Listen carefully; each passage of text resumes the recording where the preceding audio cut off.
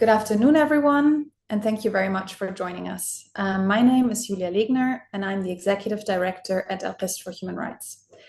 It's a real pleasure to welcome you to today's discussion, titled From Fiction to Human Rights, an ALQST discussion of the book Gulf. We're delighted to be joined by three outstanding speakers. First, Mo Ogrodnik, author of the novel Gulf, which is the focus of today's conversation. Mo is a filmmaker, writer, and a former associate dean at the New York University in Abu Dhabi. We're also joined by Dr. Maryam Aldossari, a Saudi academic and board member of ALQST, whose research and advocacy have significantly deepened our understanding of women's rights and state repression in Saudi Arabia. And finally, Rothna Begum, an international human rights lawyer with 2 decades of experience working on women's rights and migrant workers' rights in the Gulf states. Thank you all for being here. At ALQST, much of our work focuses on monitoring and documenting human rights violations in Saudi Arabia and bringing them to the attention of the international community through reports, legal analysis, and advocacy. So one of the things I found particularly interesting about Gulf is that it approaches many of the same issues, but from an entirely different direction. Rather than presenting evidence or arguments, it invites us into people's lives. It asks us not only to understand systems of oppression, but to imagine what it feels like to live within them. For those who have not yet had the chance to read it, Gulf is Mo Ogrodnik's debut novel, and her experience of living in the region for several years clearly informs the richness and authenticity of the world that she created. Rather than following a single protagonist, the novel brings together the stories of 5 women whose lives intersect across Saudi Arabia, the United Arab Emirates, Syria, Ethiopia, and the Philippines. There is Dunya, a young Saudi woman who finds herself increasingly trapped by the expectations placed upon her as a wife and a soon-to-be mother. Flora, a Filipina domestic worker who leaves home after losing almost everything in a devastating typhoon, hoping to build a better future for her daughter. Zaina, whose story begins in war-torn Syria and takes her into the world of ISIS and the female morality police. Justine, an American museum curator working in Abu Dhabi, who gradually begins to question the compromises involved in cultural engagement within an authoritarian state. And Eskadar, an Ethiopian teenager fleeing an arranged marriage, who is trafficked into exploitative sanitation work, but refuses to surrender her sense of dignity and self. These are very different women living different lives, yet as the novel unfolds, we see how deeply connected their experiences become and how larger structures of power shape each of their choices. One of the reasons I think Gulf has resonated so strongly with readers is that it refuses to reduce these women to victims. The novel certainly doesn't shy away from difficult realities, whether that's restrictions on women's autonomy, exploitation under the kafala sponsorship system, trafficking, displacement, or the broader inequalities of race, class, and nationality that underpin life across much of the Gulf. But alongside these realities, it is also deeply interested in resilience, friendship, moral ambiguity, and the small acts of resistance through which people try to reclaim agency over their own lives. For those of us working in human rights, many of these themes will feel very familiar. The novel echoes issues that organizations like ALQST and many others have documented for years. The long struggle for women's rights in Saudi Arabia, the treatment of migrant domestic workers, the continuing impact of guardianship norms and social control, and the difficult questions surrounding international engagement with Gulf states through business, culture, and education. Of course, Gulf is a work of fiction. It isn't intended to be a report or an investigation, but fiction has a unique capacity to illuminate truths that statistics and legal analysis sometimes cannot. It reminds us that behind every policy, every reform, every human rights report, and every headline are individuals, relationships, and impossible choices. That brings us to today's discussion. Over the past years, Saudi Arabia has introduced social reforms affecting women's lives, from lifting the driving ban to expanding opportunities in education and employment, as well as labor reforms presented as improving protections for migrant workers. These changes have reshaped the country's international image and are often cited as evidence of a new era of reform. Yet we should ask, how far have these reforms translated into meaningful changes in people's lives? Which structural inequalities have been addressed and which persist? Those are precisely the questions we'll be exploring today through the lens of literature, as well as the lived experiences and expertise of our panelists. So today we'll be exploring these questions from several different perspectives. We'll hear from Mo about the process of writing Gulf, the background and inspiration for the novel. We'll hear from Maryam about the novel and how it speaks to the realities of women's lives in Saudi Arabia. And we'll hear from Rothna about the experiences of migrant workers in the Gulf, in particular in Saudi Arabia, and how the novel's portrayal compares with the realities she has documented over the years.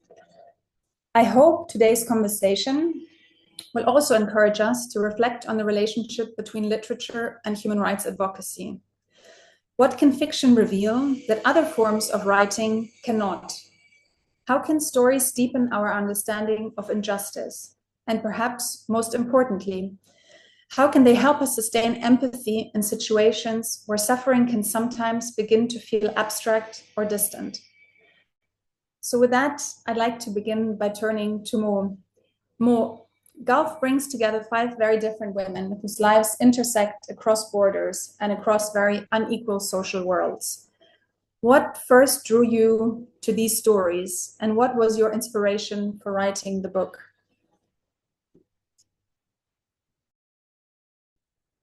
First of all, thank you for such a beautiful introduction.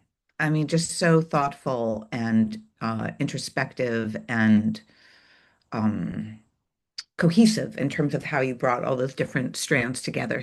So thank you so much. I feel really seen and affirmed, and I'm so happy to be here for this discussion. So thank you so much for organizing this and hosting this conversation, and for all the amazing work that you all do. Um, So I guess the impulse or the initial inspiration for this book came while I was living and working in Abu Dhabi. I worked on building the campus for NYU Abu Dhabi on Saadiyat Island. I was the associate dean of the arts there, and I was creating all of the different arts programs and also the art center. And excuse me. And while I was working there, um, a very close friend of mine, Yasmin Hassan, was the global director of this organization called Equality Now, which essentially protects and advocates for the rights of women globally through the law. And she called me because there were 5 women who had collectively murdered their trafficker who needed legal support. And so I helped her do that. And through doing research on that case and then just going online, I became aware of a landscape of this relationship between women and their traffickers, but also what really caught my attention was this complex relationship between female domestic workers and their female employers. And which there has been so much work done on that in terms of the kafala system, thinking about labor rights, et cetera. But I guess what interested me in terms of the initial thread that I began to pull was that there was a pattern to the kind of violence and abuse that was happening. And I felt that there was a kind of pathology that was there, and that I became very interested in what is happening between these women in these closed domestic spaces that is creating repeatedly the same kind of crime, the same kind of abuse. So it was exactly what you were saying. I think I became interested in the emotional and psychological landscape of these women and trying to put myself in those places of understanding in a case from the Saudi woman's perspective, if I am Dunya, how am I getting from a place where I've never committed any kind of violence to a place where I am? Well, that would happen gradually over a period of time. How would I get there? And um and I think we talked a little bit about this when we talked last week, but that it's such a complex dynamic. I mean, even in places where you don't have this kind of extreme situation, where you even have a nanny coming in for 3 or 4 hours a day, they're not even living in the home. Already, as a woman who has children who had childcare, that there are complicated things to navigate, right? You both want your child to form this very deep connection, but when that very deep connection happens, it creates a sense of conflict within the self. I want to be able to work outside of the home and have that kind of life, but at the same time, in doing that, I create a vacancy, right? So it is in even the best of circumstances, navigating labor practice within the home between women around childcare and housework, and kind of that kind of labor production, I think is incredibly fraught on just on so many levels. So I felt like, oh, I'm stepping into this very complex dynamic. Also, important to make it that the Filipina, in this case, Flora, that she is not just a victim, right? How is she participating actively in this system, right? And that Dunya is not just the aggressor. She, in some ways, is also a victim. And to try to really, that was kind of the deal I made with myself in writing the book, is that no one is a villain. That was kind of rule number one. And I think because of my work in film as a director and all the teaching that I do at NYU and teaching students how to direct actors and how to explicate a text, as a director, when you're explicating a text and you have a point of view, no one can be a villain. If you start to just really assign that kind of one-sided perspective on a person, you won't get the nuance of character, right? You have to, and I think that that's true, although I'm very curious to hear what Rothna and Maryam, what you think about this. But I think even in terms of thinking about policy, if we completely other all of these people, even in terms of the female morality police, if we refuse to understand how someone got to that place and why they decide to continue to stay there, how can we create policies that will actually be effective? So that was the beginning of of the story. And then I guess what then I became aware of is that I was very interested in this whole kind of Manasseh region, like thinking about this whole region and thinking about this relationship between women in these different instances, almost like a test tube in a lab. Like, well, here's this I'm kind of looking at. Here's this other situation in Syria. Here's this situation with Justine, a privileged American coming in, which was more like my situation. What happens when her life intersects with Escadere, with this Ethiopian woman? Um, so that's how I got to kind of these five characters. Thank you. Thank you, Mo. That's interesting, and maybe I can ask a follow-up question. I think it came up a little bit, the sort of systems that each of the characters is a part of, and how it compromises, their ability to act. I think the strength of the book is also that different people come away with different ideas what the book really is about. Some people would say it's about women's lives, and others would say it's about migration and labor, or potentially about authoritarianism and the moral compromises created by inequality. When you now look at the book or think of the book, what would you see as its central themes? And were there like particular questions that you wanted the readers to grapple with? There are so many layers to that. So I guess one of the things I was interested in and across these different stories is how do these larger political systems live in the domestic, private, intimate spaces of women? I think that is something I'm kind of obsessed with. Um, I find it endlessly interesting. Um, and so I think that was something that sustains me through all of my research trips. I traveled to these places. I didn't travel to Syria during the war, but I did so much research obsessively. I went to Ethiopia and I spent time with Gulf return girls who had been illegally trafficked up through Yemen. I spent time at domestic worker training centers in Manila and traveled through different parts of the Philippines. And I spent time in Saudi. So that was I'm very obsessed and interested in how these larger political systems live between women in these intimate spaces. So that's one. Um, I'm also very interested in the intergenerational aspect of of these systems.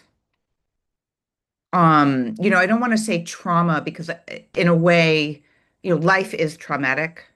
And I think sometimes when we say trauma that, I don't know, we kind of then exit. That's another way we kind of can exit a situation, and rather than it bringing us closer. Sometimes that word trauma can distance us, that we can feel empathy maybe, but we're not really then going towards it.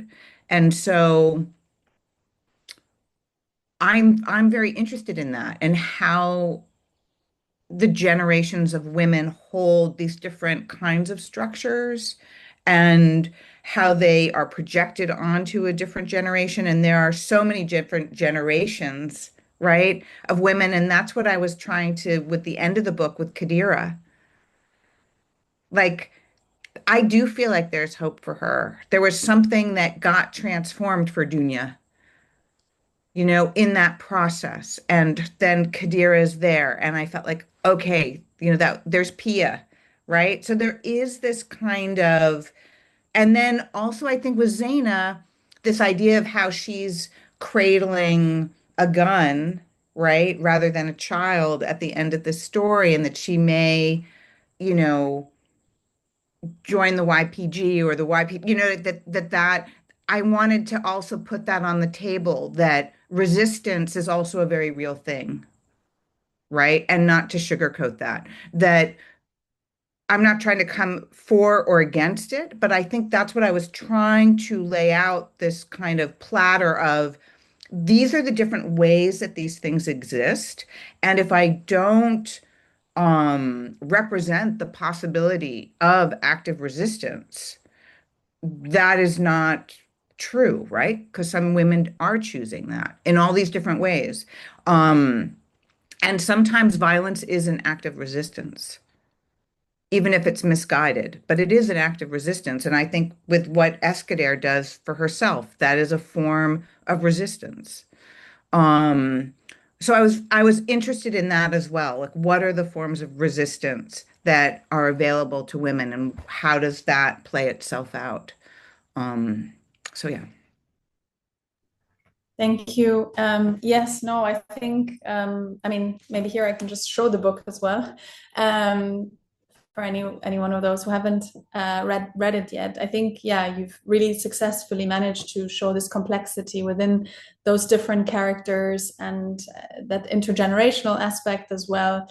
And a lot of nuance really sort of transmitted, and some thoughts I had earlier was also yeah, or mentioned in the introduction. It's really rich in terms of trying to address these issues in a fictional way through your novel, and it intersects so well with the realities of many people suffering from these violations in the region that we document on a daily basis. And definitely want to give a bit of space in a minute also to Rothna and partially to Maryam to address this. But maybe one more question to you before we move on. I think the novel doesn't offer easy resolutions, and as you said, there are no clear heroes or villains. Instead, it presents people making difficult choices within systems that constrain them. Did you have an overarching ambition in writing Gulf? Were you hoping to change the way readers think about the Gulf, about human rights, or simply to tell stories that are too rarely heard?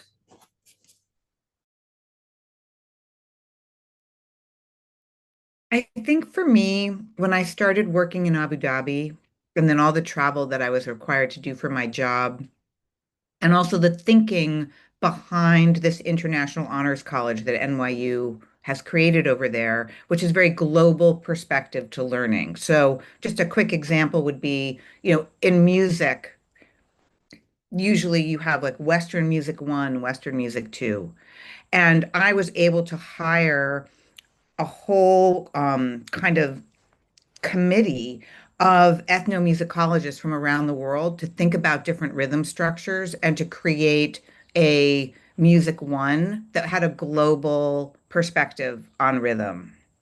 And I think that I was so fortunate to be invited into that project and to think about those things because I also was starting to think about these things for the first time and was so challenged. And then I felt that the landscape that I was inhabiting was so rich and diverse and even in terms of issues of heritage, which are so important in a place like the UAE.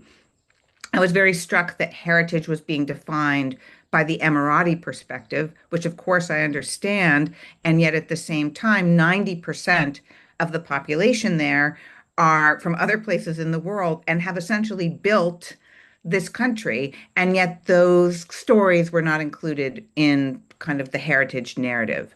So I think that I was very interested. I myself was learning so much about the region and in terms of also the work that I was doing on an educational academic landscape that I think my desire in the book was to try to bring readers along into my research and journeys in terms of my thinking.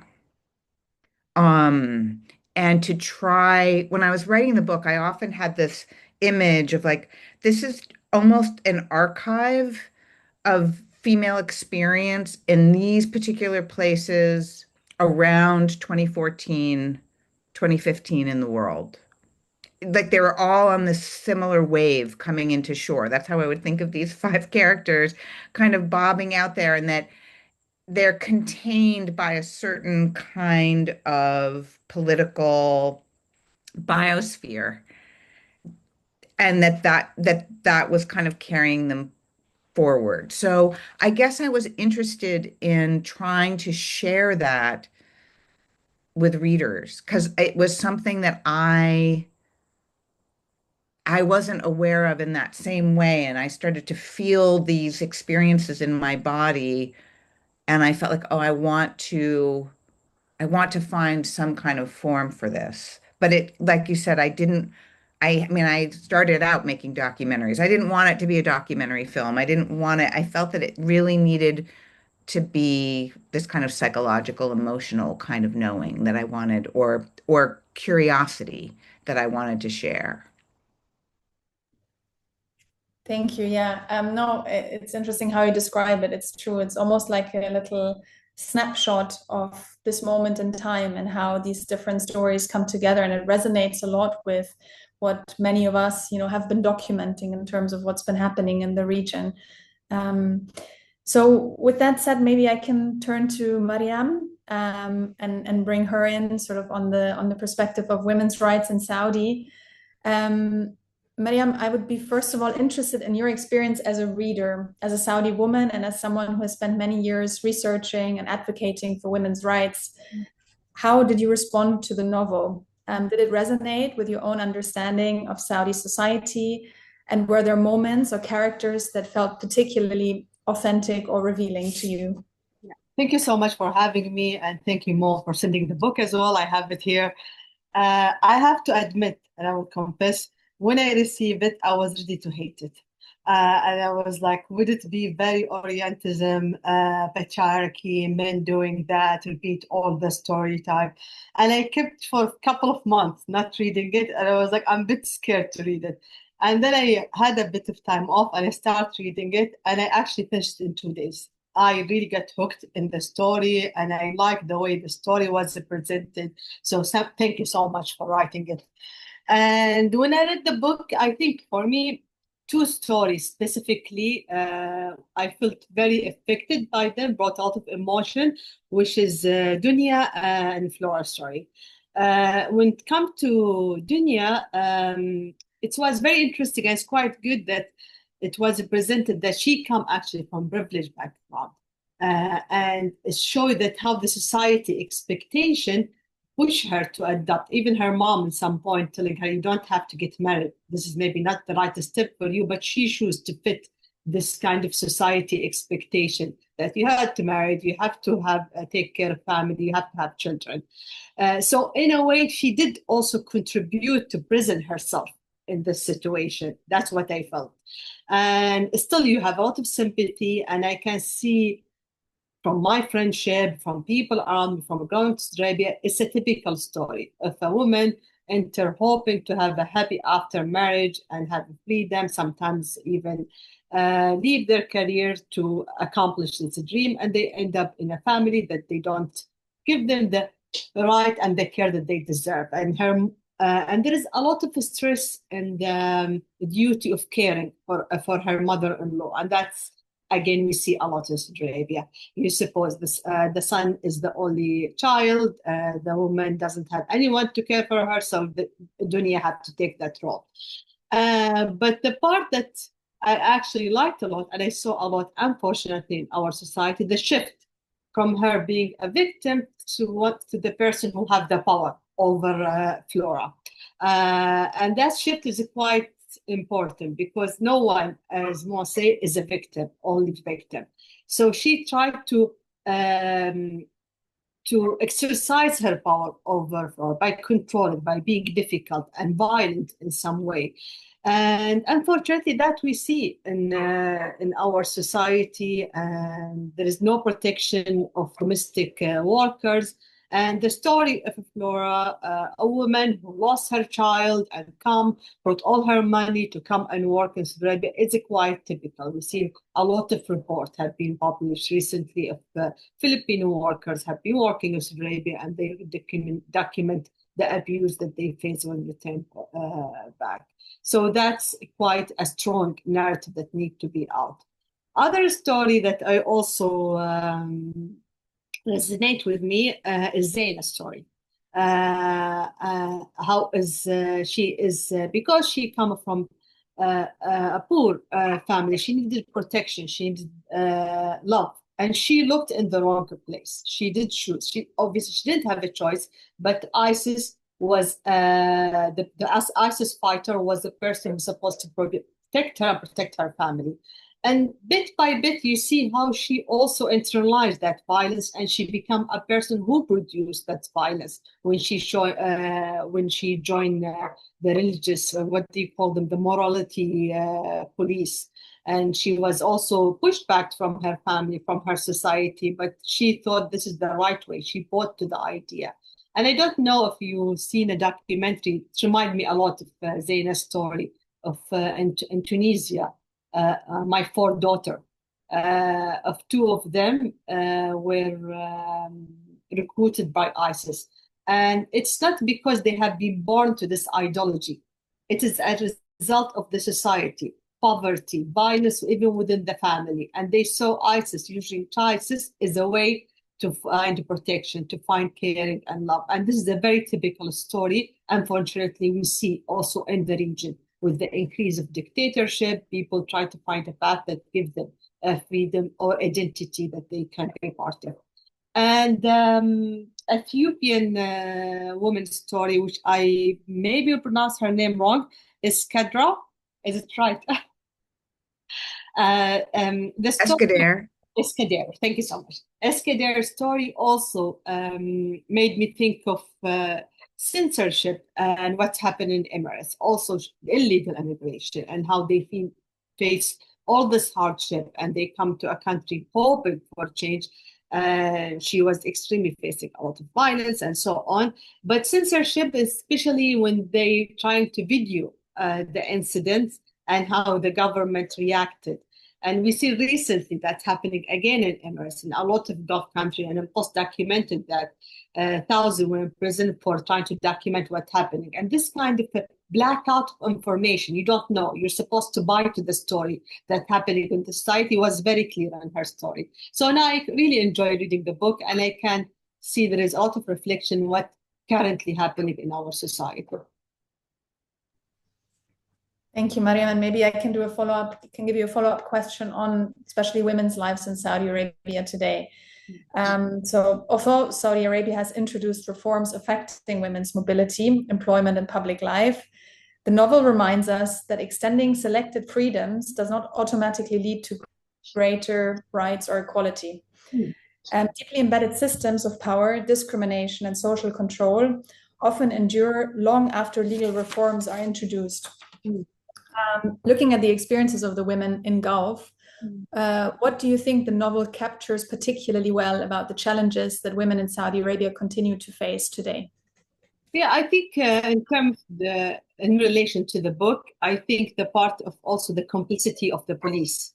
And I think, if I'm mistaken, in some point when Laura was taken to the hospital, no one is reporting, no protection for her. And that's a case we see a lot in Saudi Arabia, where domestic violence happen either to expat, migrant worker, or to Saudis. And when they try to report it, whether in the hospital, it hushed, because you have to protect people who's in power. So the police play a major role there. And we see it when it comes to domestic abuse of Saudi women as well. When they report it, they usually return them to their family. So the police have a huge complicity in that. On the other hand, you see the society as well. The certain expectation, patriarchy is still alive and reinforced whether through the system, where you have to be educated, where you have to be lived, and also the interaction of class and society. And with Dunya specifically, I don't like it, but it's very obvious in the book when she was a victim of society, but she was also the one who is victimized, Flora, not because of patriarchy, but more of a class, ethnicity, and nationality. So she exercised this power on her while she actually was suffering from this abuse that she was facing from her family. So, and you see also the role in the state throughout the book, whether when it comes to Syria or, and the increase of extremists in that society. We know all of that have been established because of the state and reinforced by the state as well, and the huge poverty that created of extremism in the society. And Emirates, also the regulation, it's few people power or one person power, like MPS. They want exhibition. They want this, the biggest thing. And they brought the Western expert to build it and to do it. But there is a condition. You have to tell our story. And if you don't tell our story, you are not welcome anymore in this country. So that was quite strong in the book. Thanks. And maybe sort of on the situation of the women in Saudi today, like we know that women's empowerment is one of the main pillars of Crown Princess Mohammed bin Salman's reform narrative. And of course, there have been some visible changes, but at the same time, we continue to see restrictions on civic space, the prosecution of women activists, and continued inequalities both in law and in practice. So how should we understand that apparent contradiction, and what does the gap between the official narrative and lived realities really tell us about the situation of women's rights in Saudi Arabia? Thank you. So in Saudi Arabia, women have been always, not only in Mohammed bin Salman time, previously, a tool for the regime to show that they are progress when it suits them. Since the time that there was emphasized and the creation of Wahhabism in Saudi Arabia, women became the victim, the first victim. The regime wanted to legitimize their position. They wanted to show that they are the holder of the religion in the region, especially after the Iranian Revolution. So in order to do that, they did increase Wahhabism. They introduced a lot of rules and regulation. Women became extremely invisible. I have picture, and I always use this picture when I talk, of my mom holding me when I was 1 year old. without wearing anything that covered or anything outside the house. And in that time, things, I'm not saying it wasn't a patriarchal society, but still it wasn't by law, the invisibility of women. So women became extremely disappeared in school, segregation, no jobs, and so on. Then after creating all those religious extremist people, what happened, 9/11 first happened, then they're like, oh, well, actually we created a lot of things that we shouldn't create, and a lot of spot was in Saudi Arabia at that time. So they dusted the woman. They said, oh, let's appoint some women in the parliament and show we are progress. They also start sending women to study abroad in King Abdullah time. Then again, Saudi Arabia wasn't in the spotlight for a bit. Khashoggi murder happened. And also Vision 23, which is quite important because they wanted to divert the economy of Saudi Arabia. One of the things that in order to attract Western investor, but also to distract people from Khashoggi murder, is to show that we are changing. There is empowerment. Again, brought the woman appointed. You see every few months in the news, the first woman climb a mountain. The first woman is a chef. The first woman drive a car, race car. And I'm not undermining their accomplishment, but they don't represent everything, the majority of women in Saudi Arabia, and it seems like they're staged for international recognition. Because in the same time, you have a lot of laws that introduce in the same time to restrict women. And if you take the main example that a lot of people will say, well, women can drive now. First, driving a machine is not the big accomplishment. And also it was top down. All those women who campaign and imprison for women driving for basic rights have been imprisoned when they allowed them women to drive. So the message was clear. You drive or we give you, you don't ask. And since Mohammed bin Salman appointment, there is a target of feminist movement. A lot of women who ask for independent shelter for women have been imprisoned. But just to give you two examples, and I'll be quick, of how it is not real reforms. One of the examples is the introduction of personal status law. While they, in theory, say that we modify the guardian maleship law, or it wasn't even a law, it was a customs, a male guardian rules that women need a permission. Now, above 21, you can travel without a male guardian, but still it was modified, it wasn't changed. Still, women can't marry without a male approval, male guardian approval. Under the personal status law, they codify this law. So women, if she perceives disobedience, she loses all her right. And they didn't even bother to define what disobedience could be. Could be anything and everything. And any male guardian can say that, oh, this woman is disobedient, which means that she will not have custody for her children. She will not be able to leave the country. So they make the male guardian by law. And this is introduced in a few years ago, last few years. Another example is, and I'll post a detailed report on that, Dar al-Raya, or caring home, which is supposed to be a shelter for women that face violence, but in reality, it's operate as a prison. That woman is supposed to be rehabilitated.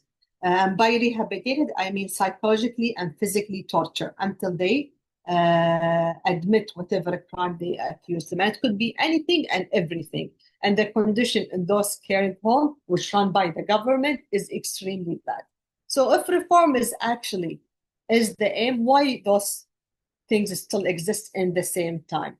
And within all of that, when women also escape the country and somehow leave the country, they are by troll armies, they are targeted, they are sexualized, they are called as traitors. So all of that enabled by the regime. So in one hand, a few women have been honored and shown in the media. On the other hand, majority of women have been treated extremely bad under the idea of empowerment. Sorry, I can May I keep going just for a while. may I just jump in with a question? Because there was actually a draft in Gulf where Dunya was sent to one of these rehabilitation centers. I did a bunch of research on that. And I'm so curious to know, well, first of all, I'm very curious to know from what I understand, but I would love to get your knowledge on this. These women, so they could have commit adultery, there could be drug issues, there could be this issue of disobedience, as you say, right? Different things. How do these rehabilitation centers work? And has anyone done any like stories or like how, Yeah. what's happening with that? Yeah, so they are called care home, and they provide zero care. ALQST wrote a detailed report about it, and recently I worked with a journalist from The Guardian, Tom Levitt, and he did an investigation of the existing of Dar Raya or caring home, and he found them. So what happened in those care home, and please, Julie, anytime jump in because you did the research. You can be accused of being socializing with a man who's not related to you. You could be a bit too much feminist, and the family doesn't like it. You could be someone who's escaping the house because you have been facing sexual abuse and you want to run. And when the police capture you, they usually send you to a caring home. And sometimes for minor offense, the judge, who is majority of the judicial system, not majority, all of them, and male who is very conservative, can send you, if you are under 30, to the care home. And some cases, I think, Julie, if I'm not mistaken, 14 or 15 years old have been sent to the caring home. And you don't leave those caring home until a male guardian, who could be your abuser, Yes. come and pick you up. And if you turn 30, no one pick you up, then you move to what they call it guest house, the same rule and regulation. So it is an prison. And within that, they do psychology. They put you in isolation, psychological flogging. Post reported for a while they were flogging women. And there was a leaked videos where they show you that when they were trying to ask for a bit of rights, the police enter and start hitting them. So it's extremely awful. And in some cases, some women committed suicide. Yes, thank you for all of that reporting. Yeah, it's a very dim kind of picture you've painted there, Maryam, on the care home specifically, and unfortunately, it's also something that is not that easy to document. Obviously, yeah, the authorities are very opaque about these structures. There's no official data on how many women are kept in these homes, how many homes exactly exist. So it's quite tricky to even document this properly. But yeah, I mean, we have that report that, we're able to speak to some women who are held or who worked in these facilities. So yeah, also can share that link again at some point.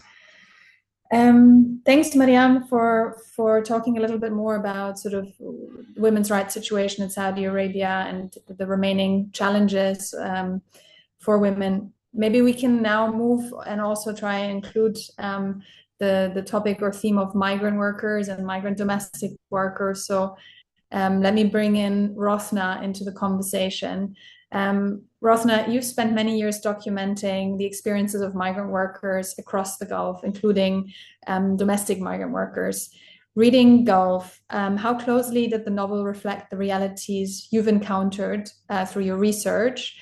Were there aspects of the book that particularly resonated with the testimonies you've heard from workers over the years? Thanks, Julia. And thanks so much for this conversation. I really enjoyed Mo's book. And as I was sort of saying before we started this conversation, was just how much it really captures that nuance, the ways in which, systems of control, multiple systems of control can happen, and in which you can have somebody who's a victim becomes an oppressor and so on.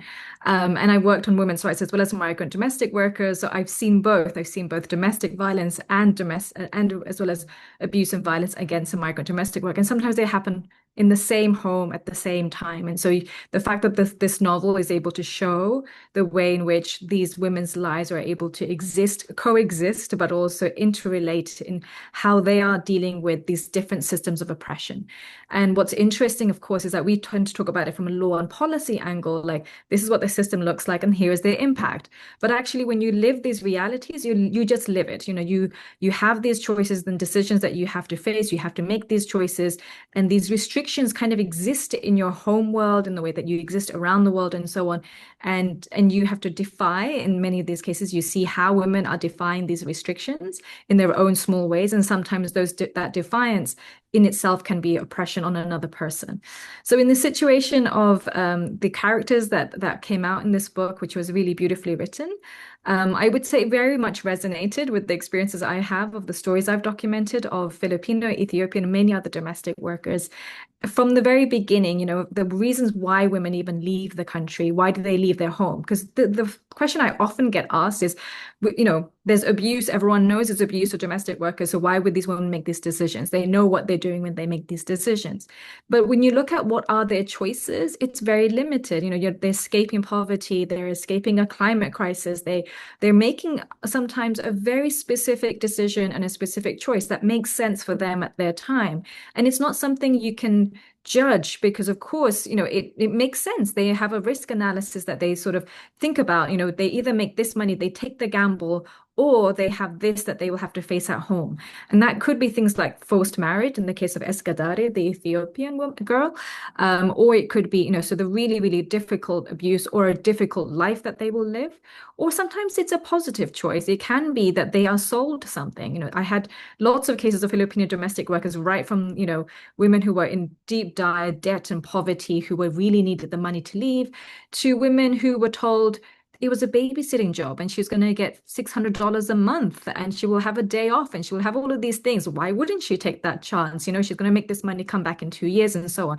And so there are these, quite varied women, for whether they're, much more impoverished backgrounds to very quite middle class sometimes with university degrees. And they all make these choices based on the information they're given to travel to the Gulf and to try and get those dreams to come true.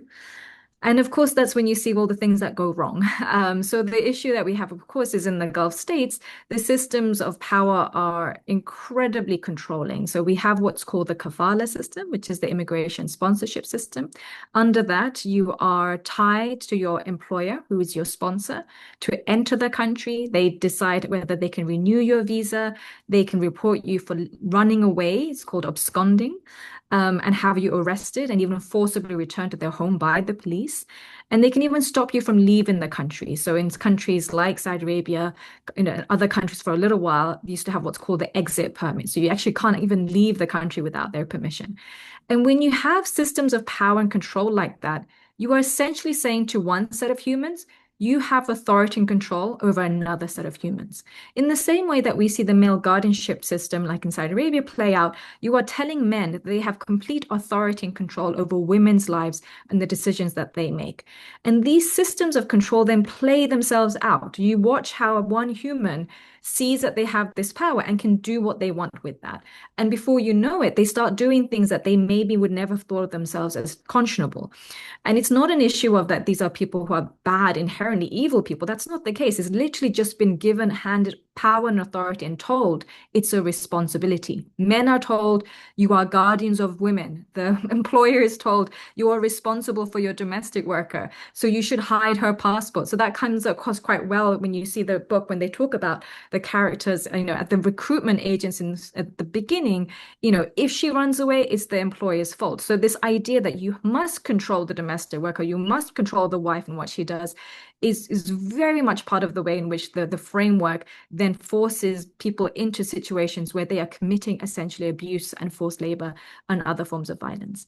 And some of the things that comes across in that story between Dunya and Flora, you see her, so Flora, you see very, very quickly, she's picked out of a catalog. So I've been in recruitment agency offices and seen through these catalogs of so many women, and they have everything, the detail of their hair, the length, their height, and that level of detail.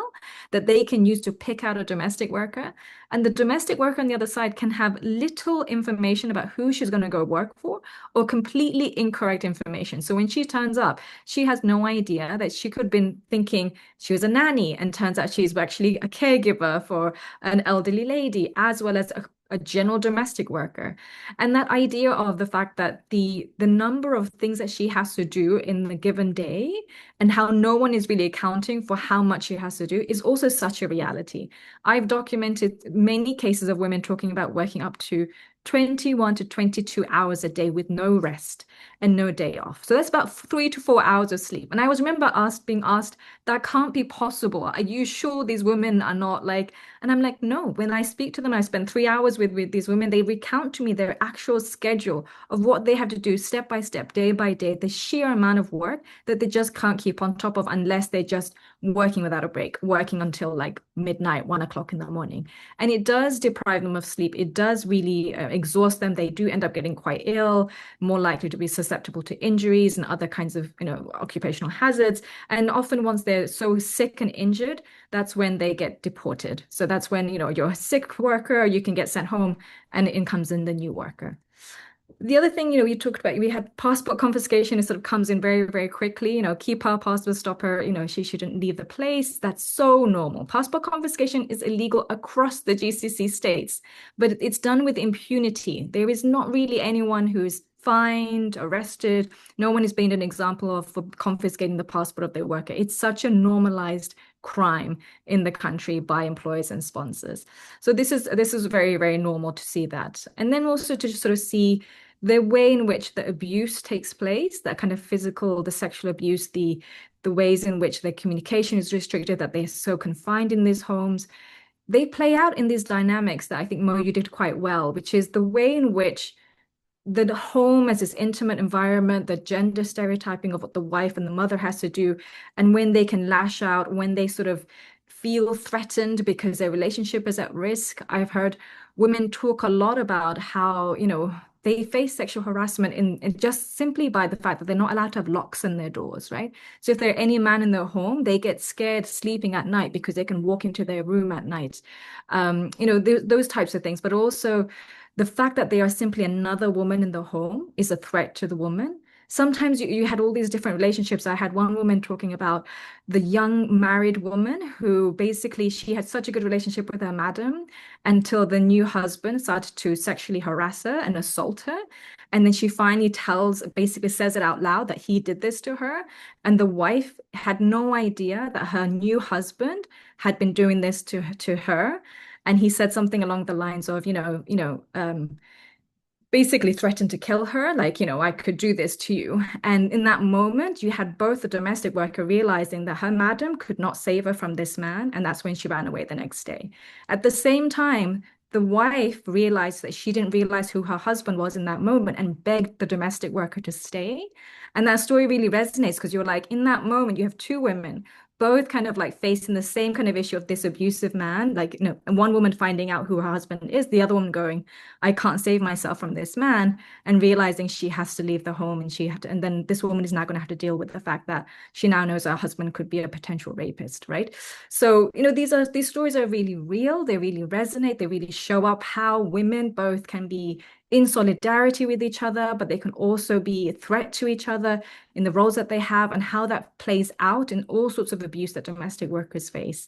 And particularly with children, Mo, you really did that really nicely about what it feels like for when a nanny becomes a replacement of the mother, and all the complications that comes with that as well, in terms of how she's treated and how she feels about the child as well. So I thought that was really, really nicely done. But let me stop there because I think I can go into a lot more about domestic workers. I just was going to say one thing. Thank you so much for these thoughts.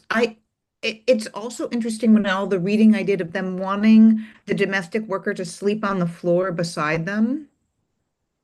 Again, this kind of emotional, it's such a complex request. Yeah, yeah. Right? Because it's like a child, right? A child wants to go sleep next to the mother, whatever, but at the same time, you have to sleep on the floor. But I want your company. But you read in a lot of these different cases of this particular kind of request and abuse which is just You know, I don't know. There's something so vulnerable in the request, right? But there's yeah. something also, of course, so abusive. Um, it's strange. It I can think be, it's a yeah. form And of it also control. had women who would they were used to they grew up with their nannies, so they would sleep in the same bed as their nanny. So I had domestic workers telling me, and when I asked her where do you sleep, she'd said, well, I sleep with the girl who's now like 22, and I was, you sleep in the same bed as her? She's like, yeah, I slept with her entire life. And you're like, oh, that's because culturally, actually, it's okay to share beds with your sisters and family members, including in that case nannies as well. So like. And that's a very difficult, like that relationship is quite symbiotic in a way. But in other situations, yes, where they are not just forced to sleep in the same bedroom on a lower ground. You have all sorts of situations where these are mansions you could be staying in. They will find the smallest room, make it even smaller, and call it the nanny room. There were developments in Abu Dhabi and Dubai where they're creating these huge modern flats, and there'll always be a nanny room that was created that was so much smaller, designed for the nanny, not a regular size room that you could say could also be the room for the nanny and or a guest or another bedroom that could be used as an. It was not like that. It was specifically designed to be smaller, to be catering for the nanny, for the domestic worker. So even the system of architecture sometimes is done in a way to cater for certain kinds of notions Yes, of and what those the rooms nanny. are often windowless as Mm. well. They're Exactly, yeah. small, windowless, with just a stall of a shower, Yep. you know, Or all outhouses, so those ones in the compound where you have the house and there's an outhouse for the domestic worker as well. So it's quite fascinating. It's a class thing. It's not just, with migrant domestic workers, I've always said it's the triple form of discrimination. You are a woman, you are a migrant, but you are a domestic worker. It's the three forms of intersecting discrimination that comes in. And as a result, you have a very specific place in that family home. And not to say like there are lots of families who really do love their domestic workers who are part and parcel, of course, where I've had women, the idea that they won't have their nanny with them when they get married is really, really hard because they've grown up with them. And there are, domestic workers who've had, really good experiences as well. But for so many, the reality is far more difficult and is far, far harder and quite abusive and exploitative as well. And the ways in which the systems and the structures really plays a role to put them in those positions of power and exploitation is quite hard.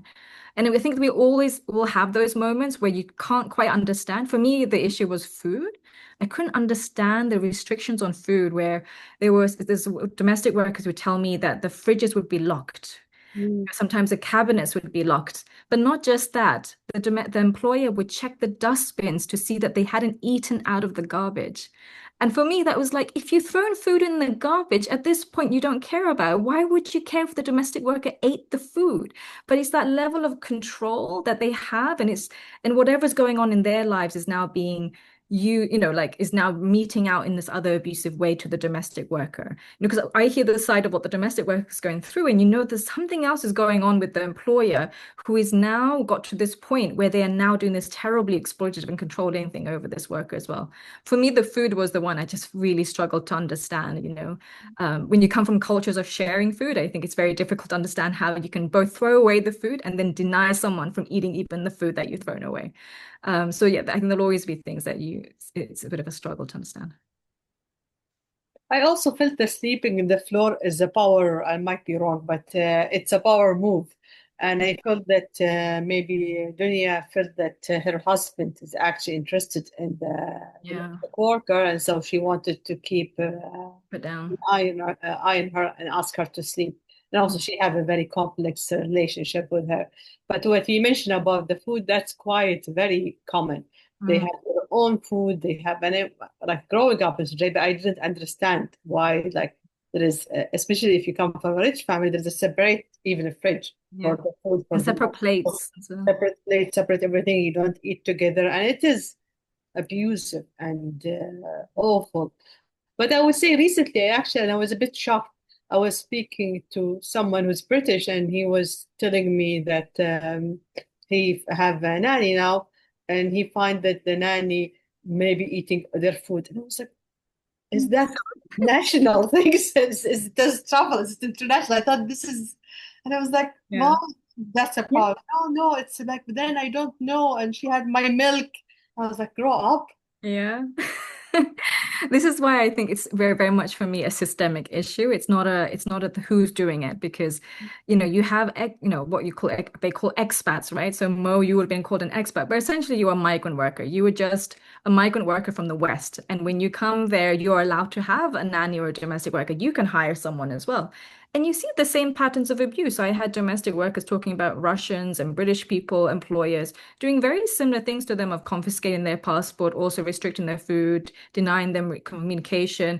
All sorts of things play out in this very similar kinds of way. Sometimes you do get stereotypes of certain employers are worse than others and things like that. But to be honest, it's just literally telling one person, you have control over this person, and then you watch what happens. And I think these things sort of cascade in the way that they do.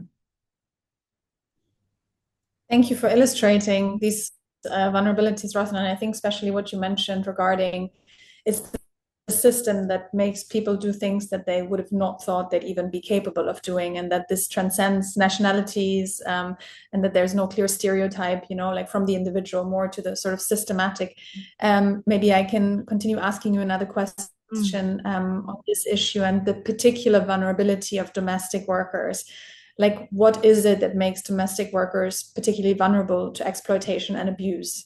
Like, is it the nature of domestic work, the migration status, and legal protections that leave so many exposed? What would you say? Absolutely. So as I mentioned, they face the three intersecting forms of discrimination. So as migrants, they fall under the kafala system, where their employer has a huge amount of control over them, but not just as migrant, because they're migrant domestic workers specifically, which means that unlike, say, a professional skilled worker who might have some level of the kafala system, as I sort of mentioned, can be in different forms depending on the type of worker you are and depending on the country you're in. So if you are a low paid worker, you have much more control over you by a sponsor than if you're a highly paid professional worker who lives in their own home and things like that. And as a migrant domestic worker, you have a lot of control over you. It's very, very difficult to take away that control in many of these countries. Secondly, as a domestic worker, you are often excluded from the labor law protections as well. So in all of these countries, the labor laws, except for Bahrain, has actually explicitly excluded domestic workers. So over the years, many of us fought for inclusion into the labor laws to give them the basic rights to a day off, to working hour restrictions and things like that. Basic things that every other worker was entitled to, domestic workers were not. Over the years, we've seen domestic worker laws have come in. So now there technically is legislation that exists on rights of domestic workers. But the problem we have is that even if you have legislation or technically rights on paper, because of the kafala system, it sort of gets neutralized. So a woman can have the right to a day off. Passport confiscation is illegal. She should have a working hour limit of 12 hours a day. She should be entitled to a rest day. That can all be in the law. But if your employer is your sponsor and your sponsor can cancel your visa, would not allow you to change employers, there's nowhere for you to go. And so the kafala system essentially means that you can't realize the existing rights even when you do have them in the country. And of course, if you are absconding is one of the biggest issues under the kafala system. So if you literally leave, you escape out of your abusive employer's home, you can be arrested and then deported and then banned from entering the country again. So the sanctions on you are so high that in cases of abuse and exploitation, it's incredibly difficult to get out, to exercise your rights, to claim your due process and your compensation. And then as women, so this is as migrant domestic workers, and as women migrant domestic workers, they face very specific vulnerabilities. So the book, I think, really highlights those kinds of issues because she is in a situation of being subject to things like physical and sexual violence. And we see some of these stories, you do see lots of abuse and exploitation across the scale when it comes to migrant workers, particularly low-paid migrant workers. But for domestic workers, what you hear in the news is horror stories. They're stories of torture and ill treatment. And there's a lot of things that are not out there. And then there's the cases of women being killed as a result of torture, dead bodies turning up at home, women who've turned up back to Indonesia and the Philippines with babies born of rape. So many of these terrible cases of abuse and exploitation in such horrific forms of exploitation that is very specific to what migrant domestic workers face. And that happens because they are both women, but also confined in their employers' homes without the oversight that you would have in other sectors of work. So you don't have labor inspectors coming into the home to sort of check what the workplace is like. Your workplace is your employer's home. You can't get away from the employer. There is no one who's not seeing you. You are so observed and so supervised, which means that your working hours is so much longer, and the 21 hours a day is not abnormal. It's actually quite a lot of women do go through that because they're living there. But you are now also subject to all sorts of abuse and vulnerabilities as a result of living in your employer's home, who have complete impunity over their own, or whatever happens in their own home.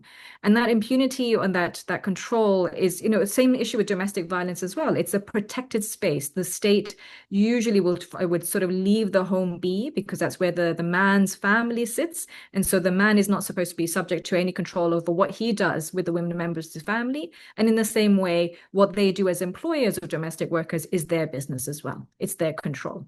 And with that level of control, you see, all manners of abuse and exploitation happening, because no one is there to check and no one is there to sort of prevent it. And even if, there's a prevention side, a lot of these things there's evidence, so you could argue a woman has been raped, but you have evidence of torture on her body. She has literally had hot water thrown on her.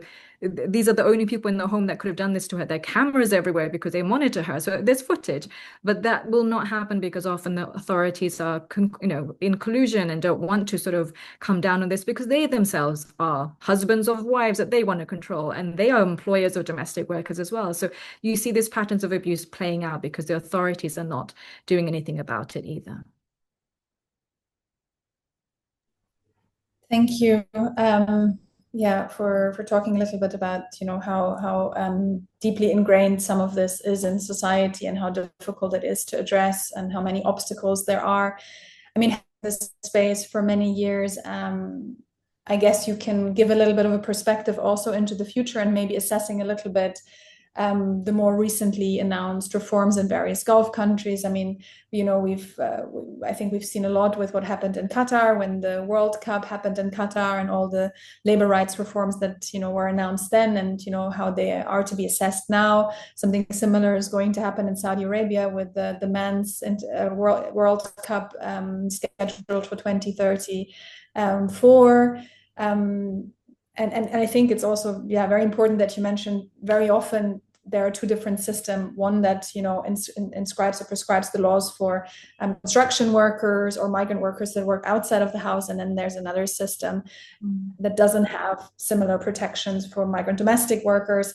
But what would be your assessment of those recently, in the last couple of years, announced reforms? Where do you think we're headed? Is there genuine will to change these systems? What remains as obstacles? What can we do to ensure that there are better protections in place? Sure. And when I started this work, it was in 2008. And, back then, domestic workers were referred to as khadima, servants. And that was the language for domestic workers. The fact that we've gone from that to talking about them as domestic workers, using the language of domestic work and domestic work as work, to then talking about laws for domestic worker rights is a really big thing. It was a time when this was inconceivable that domestic workers should have a right to a day off. This was contested. It was mocked. That's the level of where we were at. So to get to this point where this is a real conversation, these are laws in books and as well, is really important. And it really is a testament, not just to all the groups, human rights organizations, migrant worker groups that have done this, and trade unions, but to the domestic workers themselves. They've had decades of abuse and exploitation, and they've come out and talked about what's happened to them. They've released their stories. They've done this because they don't want this to happen again to somebody else, to their own daughters or their sisters, and anyone else who travels to the Gulf, that they should have a better experience than they did. And so it is a real testament that some of the achievements that we have seen to date is a result of the migrant workers and migrant domestic workers themselves. And so some of those achievements, as I mentioned, now we have domestic worker laws pretty much across the Gulf states, which is good to see, even if they're not as much as good as we would like them to be. They're not the same as the labor law rights for other workers. So their hours of working are still longer, even if it's limited to now it's no longer, Before, you could be up to 24 hours a day because there's no one to stop you. But now at least it's restricted, but just still not as good as for other workers. So the domestic worker laws could be improved. It's not in line with international standards. The secondly, I would say it's the kafala reform. So the kafala system, again, was untouchable. It was a system where the idea that employers shouldn't have control over their workers was considered a moot issue. We moved from that to a situation where it was understood the level of abuse and exploitation that was happening under the system, and the kinds of all sorts of irregularities that was being caused by that system as well. That was not healthy for societies in these countries. It's not just migrant workers that face abuse. It also causes all sorts of problems for citizens themselves. And so once that became clearer, I think there was a willingness to try to change the kafala system. But what we saw initially was really wanting to just change the PR status of this. So really looking at changing the language. So instead of saying kafala, they just amended the language to say the person who brings them into the country, but they kept everything in place. They just would change the language. And what they hoped was that the media and the noise would just go away. It didn't, because, well, of course, many of us felt, we were very strongly, in favor of making sure there was real structural reforms. And then the moments were coming with the World Cup, with Qatar in particular, really trying to be pushed into a situation where they could fully dismantle the kafala system. Qatar did make some reforms, actually some important ones that were quite good, but they still kept intact a lot of other issues. And where they did make some reforms, they still left in mechanisms that meant it didn't actually work in practice. So for instance, workers were allowed to change employers without needing their employer's permission. This was not for domestic workers, but for other workers. But the practice was that they needed to still have a resignation letter from the employer. So it was a weird thing where the authorities needed to see the employer had signed the resignation letter in order to allow them to transfer to another employer. So it was essentially employer permission through the back door. It's like, why do you need to see the employer's permission? That's basically what you had to do last time, but in a different kind of format. So you see these ways in which it was creeping back in again. Saudi Arabia has said that they've dismantled their kafala system as well. They have not. They have not made insignificant reforms. They've made some changes, some real tinkering, but really left it intact. And so a lot of the same abusive aspects of kafala continue to exist there. Other countries have, again, played about with it. But what we're seeing more recently, and I think that's a serious concern, is that while there was a sort of a momentum that we might start to see big changes happening with the kafala system, there's now been a regression. So it was a real pushback. And there's a reason for this. It's $1 billion industry. Employers, businesses make huge amounts of money from forced labor. And so there's a massive resistance to actually dismantle the kafala system. And so we've seen pushback. We've seen a sort of move back to like, let's get the exit permit back in. So Kuwait has brought that back in, which has been a real shame. Bahrain had a very interesting system called the flexi visa, which meant as a migrant worker, you could go on this visa and not need a sponsor, as in you could work sponsorless essentially, but paying the government money. It was a problematic visa because he had all sorts of problems, which is why it wasn't working. But it was a system that could have been fixed. But after 5 years, Bahraini government shut it down. And so you're like, here was a potential thing that they could have fixed, but they've shut it down now. So what we're seeing now is kind of we're on the vestiges, I would say, between hope and despair, between a situation of what we might be seeing is like fully going back into the regressive, what we had before, or we're seeing a moment where we could still push ahead if there's still enough scrutiny, if there's still enough demands. And also with the intergenerational change, which I think Mo's book kind of gets to as well, you have these new generations of younger people who have grown up with their nannies and the domestic workers and others around them. They see some of what's been happening. They know it's not healthy. They know it can be make for violent homes and violent societies. And I think it's important that we also think about who we can bring in as allies, so that as a collective, we can start to dismantle these systems as a whole. So that, when we talk about these things, this isn't just one abuser against one abused person. These are entire abusive systems that are dismantled so that you have real equitable societies that are safe and fair and free. Thank you for this assessment, Rothna, and for giving a bit of a perspective. And for sure, in the case of Saudi Arabia, that is really over the past years and ongoingly opening up, to the West, and inviting in a lot of, foreign investment and tourism and so on. We hope that there will be sort of genuine change and legal improvements for migrant workers and domestic workers. I think we're sort of slowly coming to an end of the conversation, but I would maybe like to just say two things and then also give everyone the chance to have some concluding words. Just a little FYI, ALQST is also going to publish a report on migrant workers in Saudi Arabia since this announcement that the kafala system has been dismantled or abolished. That's coming out in September. So watch out for that. And I would just like to sort of reiterate that I very much enjoyed this collaboration, more with you as an author, telling these stories. I think this is sometimes where we fall short, at least as smaller human rights organization, the real storytelling of what violations mean to the individual and their life and their experience. And this is where I think you can create solidarity. So I'm very happy that we're able to discuss together, and that the work that we all do kind of feeds into each other. And I hope that many more people will read that book and will, maybe through that book also really become interested in the rights violations that we as human rights practitioners are documenting. So thank you very much for the contribution, and it was really a great read. I would maybe pass on to Rothna or Maryam first, and would leave more sort of last words. And up to you if you want to sort of make policy recommendations, or if you want to again come back to the theme of how does fictions play a role in this sphere, and how it can help us also maybe shed a light on the rights violations. So Rothna or Maryam, please feel free, whoever wants to go first. I'm happy to go just because I guess I was the last person to speak.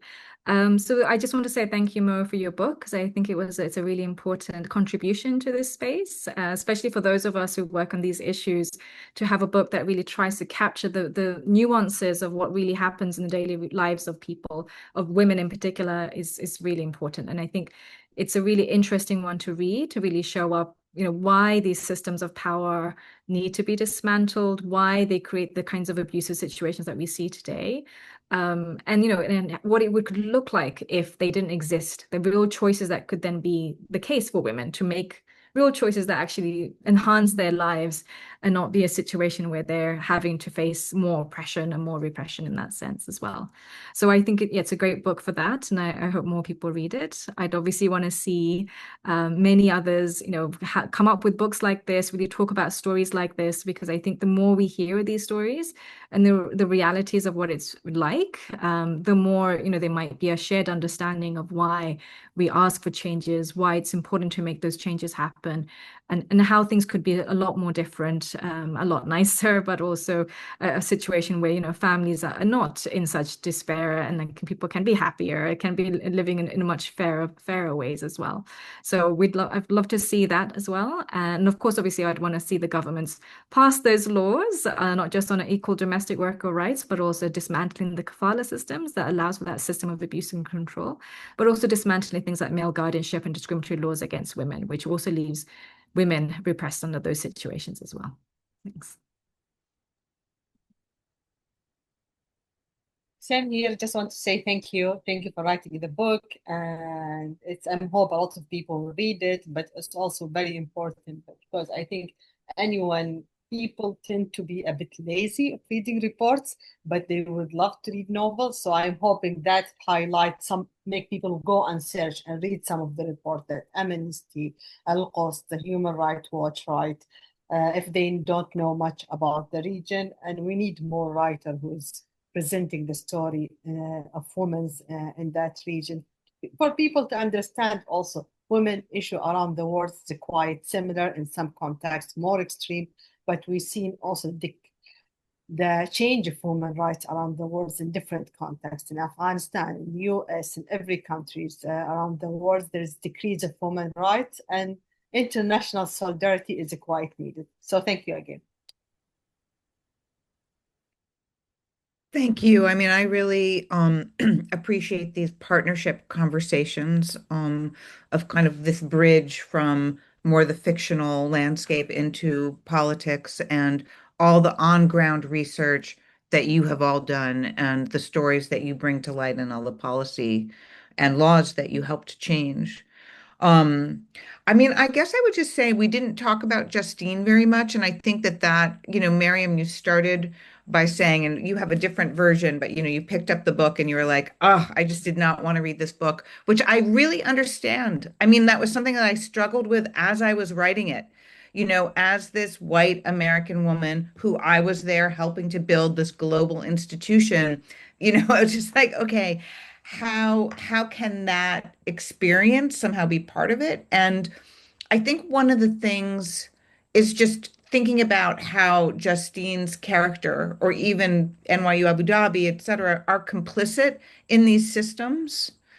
And that in and of itself, the silence that surrounds that um, is also a form of violence, right? Erasure, how she is willing to kind of delete this footage, delete this evidence, and that I think on the surface it can really seem like, well, that's not equivalent to Dunya's violence or Zaina's violence, but actually I feel like in many ways it's more pernicious.